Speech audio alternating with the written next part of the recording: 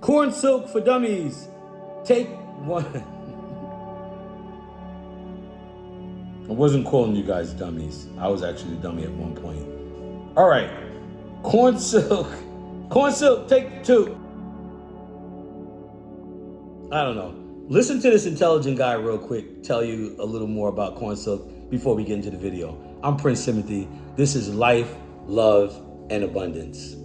Ever wondered about those silky strands on your corn? They're not just there to make a mess. Corn silk is actually packed with some surprising health benefits. It's a natural diuretic, helping flush out toxins and reduce bloating, but that's not all. This often overlooked part of corn is loaded with antioxidants and can even help manage blood sugar levels. Some people swear by it for easing urinary tract infections. And get this, it might even be good for your heart. You can brew it into a tea or find it in supplement form. So next time you're shucking corn, think twice before tossing those silky strands. They might just be nature's secret weapon for your health. Hello, my dear friends. This is impromptu, by the way. I had another video that I was doing and it got erased. I don't know how. But yeah, so I decided, because I'm making some corn today on the grill, and my favorite part of making the corn on the grill is this. This is called corn silk. Now, the other part of the other video that I had, I was literally peeling the corn and showing you how the corn is peeled, but I'll probably put like a little, I don't know, little inbox video right now of how you peel it. But it's very simple. This comes from if you've ever been to the supermarket and you've peeled corn, usually you do it at the supermarket because you don't want to take all the trash with you, supposed trash with you. So there's a big garbage can that's always next to the corn on the cob in the supermarkets, and then you throw all your waste away in that big bucket so that you can take your pretty little corn on the cob home. But what you're throwing away is corn silk, which is extremely important. In fact, tell you a little story. I was in Walmart a couple of weeks ago, and I usually don't rubbish through the garbage can, right? But I'm looking in the garbage can, I'm like, oh my God, all this like corn silk is in here. Now I usually take my little corn home and I get my corn silk, use it for tea, to make my little corn silk tea, which I'll talk about in this video also. Let me try to keep this short. But yeah, so I'm in Walmart, and this lady, this older Caribbean lady, she's in there, and she comes in and she just goes right over to the garbage can. She starts digging in the garbage can, and she's like, yeah. And then I look over, we both, you know, we establish eye contact, and she's like, don't think I'm crazy. I said, no, the corn silk, right? And she said, yeah. So how do you know? And I said, well, because I also do the same thing. I said, I just never go to the garbage can because I don't want them to think I'm crazy, some crazy guy, and kick me out the supermarket. And then she was like, oh, I don't really care. They know I come in here, blah, blah, blah, blah, blah. So she just was amazed because she was like, oh my God, I can't believe you know about this. And I'm like, yeah. She was like, well, she's been using it for 40 years for tea. She uses it for all, she's like, does a lot of stuff with it. Tea, she puts it in some of her soups. She has a lot of different uses for it. She even has physical uses for it, which I don't know. I didn't really get into it with her with that. There's not a lot of evidence and not a lot of information out about corn silk. But this is the reason why I brought this story of this lady up, is because this lady is a testament to she's a testament to how this can be a benefit without even them, the Food and Drug Administration or whoever gives the approval, seal of approval on herbals or foods. I know they don't like to, we all know this, they don't like to call foods superfoods. They don't like to call it healing foods or anything like that, because they're like, oh, we don't want to like get sued and blah blah blah blah. And also, we know the pharmaceutical industry makes money from treatments and not cures.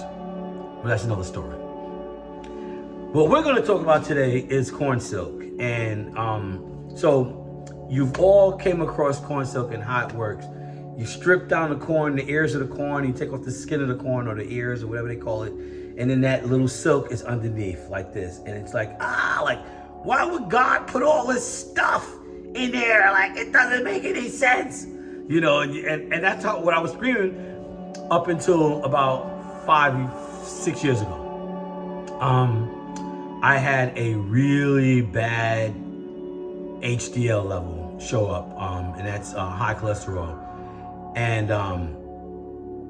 And so when that showed up, it scared me because I've never had a cholesterol problem. I was always eating good and always exercising and always, you know, the 80-20 rule, and vegetarian at one point, vegan at one point, pescatarian, whatever.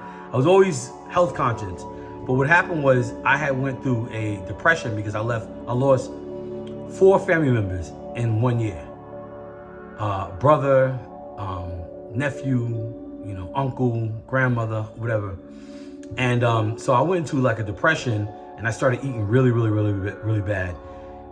And it was like comfort, you know. And so my cholesterol levels was bad. I went to the doctor one day, and the doctor was like, yeah, your cholesterol level is supposed to be under 100, and it's like over 400. And so they labeled me as a stroke risk. And I was just like, no, not me. So of course I changed my diet instantly, right away. And I also was like, what can I do to supplement this? So I started doing research, and that's how I came across corn silk.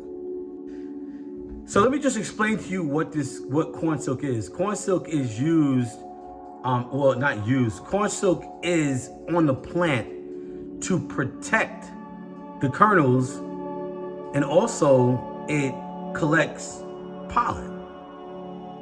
Yeah, pollen. Now, I'm gonna do a video about pollen. This channel is very new and fresh, and I'm glad you're here. And then please hit that subscribe button, because I got a lot of stuff coming up. When I went through my little sicknesses and ailments and stuff throughout the years, I just dug deep into research. And I started learning about the anatomy, and I literally taught myself like how to be a doctor almost. But I got more into herbalism because I learned that a lot of medicines are created using some of these herbals. And then they use, like, of course, like, you know, pharmaceutical this, and they convert this and molecule into this and blah, blah, blah, blah. We won't get into that. But so pollen has a ton of nutrients. But we always think that pollen's like the enemy, because our body makes us feel like the pollen's the enemy, because when it gets in our body, we start sneezing and we start doing this and we get hay fever and all this other crazy stuff. And that's not because it's bad for your body. It's because your body doesn't know how to respond to it. It looks at it as a foreign substance. So it's like, okay, what is this? And it starts doing all this defense mechanisms, and that's like sneezing and hay fever and different things of that nature. But anyway, corn silk covers a whole bunch of benefits. Again, none of these benefits, or almost most of them, are not verified or given a stamp of approval by FDA, which they don't really give a lot of stuff stamp of approval. I go by people that I meet throughout life that have experienced this. And that lady, she was the anchor. She was like, okay, stop right here. I've been using this for 40 years. This stuff is really good and it works. And so I still went into it unbiased. I was like, you know what? I'm not gonna just take what this lady says. I'm gonna try it out for myself, blah, blah, blah, blah. But from what I'm hearing, this is good for urinary tract infections. It's good for inflammation. It's good for high blood pressure. It's good for people that have type 2 diabetes, it keeps the blood sugar levels down. Also, people that are borderline diabetic, which I also was at one point, and it helps you if you're borderline diabetic. Keeps your blood sugar levels down. Be careful though with the high blood pressure one, because this can lower your pressure pretty low. So you gotta be careful, especially if you're taking medicines and different things of that nature that may interact with this. I heard it's good for prostate, kidney stones. So many things. Look it up. Like I'm gonna put a list down below so y'all can see all the things that it's good for. This way you only gotta go on a wild goose chase and witch hunt to find out these things. And again, like I said, like I say in all my videos, do not use this unless you consult with your doctor and an allergist first to make sure that you won't die from using this. I don't want you to die. I want you to live. You know, I want you to have life, love, and abundance. That's what it's all about. But anyway, yeah, so diabetes, high blood pressure, blah, blah, blah. I'm just gonna look. Fatigue. Oh, yeah. I'm reading off the cue card right now. Like I said, impromptu. Fatigue levels. Let me tell you. So I went into it unbiased. And I was like, okay, I started doing a tea, and I started doing a tea twice a day. I would say start once a day for yourself, just to make sure, you know, you're good with it. But I was doing it twice a day as a tea. And I kid you not, within like a couple of days time, I was ready to run marathons. My energy levels had gotten to such a point. I was like, yo, what the hell? That's why I will always swear by this and live by it. Honestly, I will live by it. But yeah, so it does all those things. So what did I cover? I did cover everything, blah, blah. Like I said, everything's gonna be. Let's get to what I use it for. I use it for tea. Now, let me show you. This right here is you could put it in hot water with this and just boil it like this, but don't put this much. I always use about a palmful, right? And I put it in tea, just like a tea bag. Like you would see the size of a tea bag. And I put it in hot water. I put it in hot water, and I steep it. And I let it sit there for like 10 minutes or whatever until all the good stuff is out of it. You know, extracted all the good stuff out of it. And then I drink it twice a day or whatever. And then if you want to store it, I put it in the refrigerator. But some people dry it out. This dries out very easily, by the way. You can just put it on like a little platter or whatever plate or whatever board and put it out in the sun, and let it dry out. And it literally like would dry out like kind of rather quickly. It may take a couple of hours or whatever, but if it's a sunny day, or just it'll dry out on its own. You could actually let it dry out in the house. You can actually let it dry in the house, and it'll dry in the house too. When you first get it, some of this may be sticking out and it's already dry already. I take that and throw it away because I don't know what's in it. I don't know, it get contaminated. So I only would use the one that's inside. This way I know it's protected, and it also collected a pretty decent amount of pollen, and it has those nutrients embedded in there too. So yeah, anyway, that concludes. I don't want to hold y'all any longer. I know this is about 10 minutes already. So this concludes my my broadcast. Be healthy.